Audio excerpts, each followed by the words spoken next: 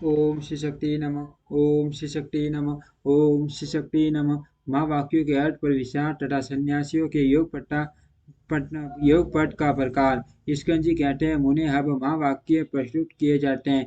प्रज्ञा ब्रह्म अम ब्रासीम तत्वमसि अयमात्मा ब्रह्म ईशा वास्यमिद सर्वं प्राणुषीं प्रज्ञानात्मा यडवे तदमुत्र तदवीं अन्यदेव तीदविदितादतो अविदितादधि एत आत्मान्तरयामयमर्थ स यश चाया पुरुषो यश सावादित्ये स स स स अस्मि पर ब्रह्म परात् परम वेदशास्त्र गुरुणा तु सवयमानन्दलक्षणं सर्वभूत इष्टितं ब्रह्म तदेवां न संशयं तव तत्त्वस्य प्राणोऽस्मि परतीवयाम प्राणोमसीम अपास प्राणो असीम तेजस प्राणोमसीम वायोस प्राणोमसीम आकाशस्य प्राणोमसीम त्रिगुणास्य प्राणोमसि सर्वो सर्वात्मको संसारी यद्भूत यस भवय यद्वर्तमान सर्वात्मकतवा दहवदितियो सर्वखलविदबरं सर्वो विमुक्तो सोऽहंस सोमस्ति।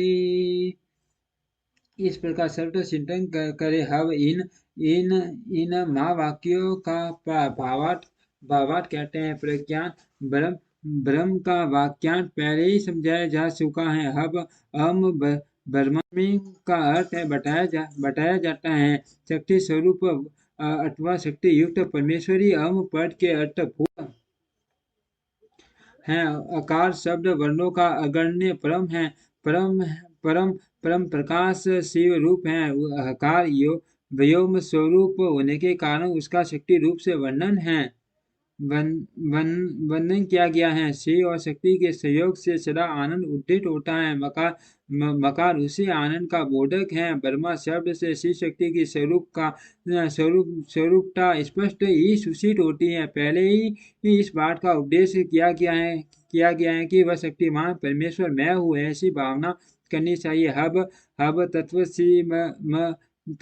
तत्वमसि का अर्थ कहते हैं। तत्वमसि इस वाक्य में तद पद का वही अर्थ है जो सोसमी में स पद का अर्थ बताया गया है। अर्थात तद पद सकटयात्मक परमेश्वर का ही वाचक है।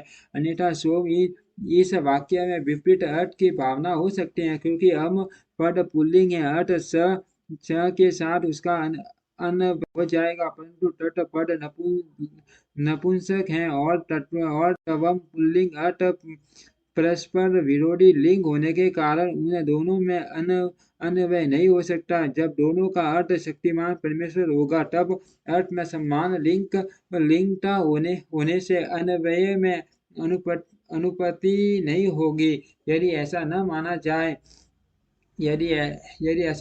जाए तो स्त्री पुरुष रूप जगत का कारण भी किसी और ही प्रकार का होगा। इसीलिए सोस्मी का स और तत्वमसि का तट ये दोनों समानार्थक हैं। इन महावाक्यों के उपदेश से एक ही अर्थ की भावना का विधान है। हब अयमात्मा ब्रह्म का अर्थ बताया जाता है। अयमात्मा ब्रह्म इस वाक्य में अयम और आत्मा ये दोनों पद पुल्लिंग रूप है। अर्थ यहाँ अन्वय में बाधा नहीं है। अयम शक्तिमान परमेश्वर रूप आत्मा ब्रह्म है। यह इस वाक्य का तात्पर्य है। हम ईशावास्यमिद सर्वम का भावार्थ बता रहे हैं। परमेश्वर से रक्षणीय होने के कारण यह संपूर्ण जगत उनसे व्याप्त है। अब प्राणोस्मि प्रज्ञानात्मा और यदेवेद पुत्र इन वाक्यों के अर्थ पर विचार किया जाता है। मैं प्रज्ञान स्वरूप प्राण हूँ। यहाँ प्राण शब्द परमेश्वर का ही वाचक, जो यहाँ वह वहाँ ऐसा चिंतन करे। यहाँ यट तट का अर्थ कर्म यह और स है, अर्थात जो परमात्मा परमात्मा यहाँ है वह परमात्मा वहाँ है, ऐसा सिद्धांत पक्ष का अवलंबन करने वाले विद्वानों ने कहा है। उपर्युक्त वाक्य में यद मुत्र तद विन इन इस वाक्यांश का भाव यह है कि यो मूत्र स ये स्थिति, अर्थात जो परमात्मा वहाँ परलोक में स्थित है वही यहाँ इस लोक में स्थित है। इस प्रकार विद्वानों का पहले के सम्मान ही परम पुरुष परमात्मा रूप अर्थ यहाँ अभीष्ट है। अब अन्य देव तदविदिता तो अविदितादधि इस वाक्य पर विचार करते हैं। मुने अन्य देव वेदिता तो अविदितादि इस वाक्य में जिस प्रकार फल की के भी विपरीतता की भावना होती है उसे यहाँ बताता हो। सुनो, विदितात या पद अयथा विदितात के उन्हीं का इन समस्त उत्कृष्ट गुणों से नित्य संबंध है। अपने और पराये के भेद के अर्थ में प्रकट हो सकता है। वह विदित से भिन्न है, अर्थात जो असंवेग रूप से ज्ञात है उससे भिन्न है। इसी प्रकार जो यथावत रूप से विदित नहीं है उससे भी पृथक है। इस कथन से यह निश्चित होता है कि मुक्त फल की स्थिति के लिए कोई और ही तत्व है जो विदित से पर है। परंतु जो आत्मा है वह सर्व रूप है। वह किसी से अन्य नहीं हो सकता। अर्थ आत्मा या ब्रह्म आदि पद पूर्ववत शक्तिमान परमेश्वर के ही बोधक हैं, यह मानना चाहिए। अब आत्मा तथा यशार्य पुरुष से इन दो वाक्यों के अर्थ पर विचार किया जाता है। यह तुम्हारा अंतर्यामी आत्मा है जो स्वयं ही अमृत स्वरूप शिव है। यह जो पुरुष में शंभु है वही सूर्य में स्थित है। इन दोनों में कोई भेद नहीं। जो पुरुष में है वही आदित्य में है। इन दोनों में प्रट का नहीं वह तत्व ही है। उसी को सर्वरूप कहा गया है। पुरुष और आदित्य इन दो उपाधियों से युक्त जो अर्थ किया जाता है वह औपचारिकता है। उन संपूर्णार्थ को सब श्रुतियों हिन्य में बताती है। हिंदे वान नम इसमें जो बाहु शब्द है वह सब अंगों का उपलक्षण है, अन्यथा उसे हिन्य पति कहना किसी भी यत्न से संभव नहीं होता। चांदोग्योपनिषद में जो ये श्रुति है ये यशोन्तरादित्य हिन्य में पुरुषो दृश्यते ते हिरण्य कोश आपघात सर्व एव सुवर्णम चाणक्य इसके द्वारा आदित्य मंडलांतर्गत पुरुष को सुवर्णमय दाढ़ी मूछों वाला, सुवर्ण सदस्य केशों वाला तथा नख से लेकर केशाग्र भाग्य पर्यंत सारा का सारा सुवर्णमय प्रकाश में ही बताया गया है। अर्थ वह हिरण्य में पुरुष साक्षात शंभु ही है। अब अहमस्मि परम ब्रह्म परात्परम इस वाक्य का तात्पर्य बताता हूँ। सुनो, पद के अर्थभूत सत्यात्मा शिव ही हैं, बताए गए हैं। वे शिव मैं हूँ ऐसी वाक्यार्थ योजना अवश्य होती है। उन्हीं को सबसे उत्कृष्ट और सर्व स्वरूप परम ब्रह्म कहा गया। उसके तीन भेद हैं, पर अपर तथा प्राण रुद्र ब्रह्मा और विष्णु, ये तीन देवता श्रुति श्रुति ने बताए हैं यही क्रम पर अपर तथा प्राण रूप हैं। इन तीनों से भी जो श्रेष्ठ देवता हैं वे शंभु ब्रह्म शब्द से कहे गए हैं। वेदों शास्त्रों और गुरु के वचनों के अभ्यास से शिष्य के हृदय में स्वयं ही पूर्णांडमय शंभु का प्रादुर्भाव होता है। संपूर्ण भूतों के हृदय में विराजमान शंभु ब्रह्म रूप ही है, वही मैं हूँ, इसमें संशय नहीं है। मैं शिव ही संपूर्ण तत्व समुदाय का प्राण हूँ। ऐसा कहकर स्कंद जी फिर कहते हैं, मुने मैं शिव आत्म तत्व, विद्या तत्व और शिव तत्व, इन तीनों का प्राण हूँ। पृथ्वी आदि का भी प्राण हूँ। पृथ्वी आदि के गुणों तक का ग्रहण होने से ये समझ लो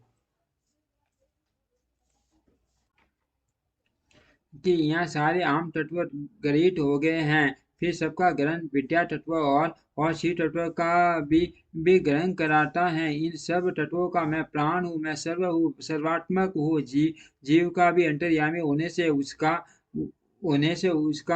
भी जीव आत्मा हूँ। जो भूत वर्तमान और भविष्य काल है, वह सब मेरा स्वरूप होने के मैं ही हूँ। सर्वोवैव रुद्र, सब कुछ रुद्र ही है। यह श्रुति साक्षात शिव के मुख से प्रकट हुई है। अर्थ शिव ही सर्वरूप है, क्योंकि उन्हीं का इन समस्त उत्कृष्ट गुणों से नित्य संबंध है।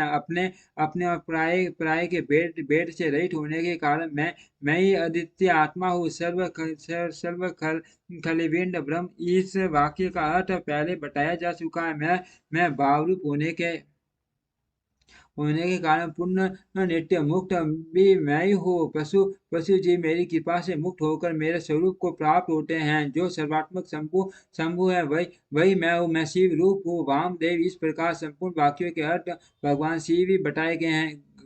ईशावास्योपनिषद की श्रुति के दो वाक्यों द्वारा प्रतिपादित अर्थ साक्षात शिव की एकता ज्ञान प्रदान करने वाला होता है। गुरु को चाहिए कि शिष्यों को इसका आदर पूर्वक उपदेश करे। गुरु गुरु को उचित है कि वे आधार सहित संघ को लेकर अष्ट मंत्र फट से तथा भस्म द्वारा उसकी छुट्टी करके अपने सामने सौकोर मंडल में स्थापित करे। फिर ओंकार का उच्चारण करके घंट के द्वारा उस संघ की पूजा करे। उसमें वस्त्र लपेट दे और सुगंधित जल भरकर प्रणव का उच्चारण करते हुए उसका पूजन करे।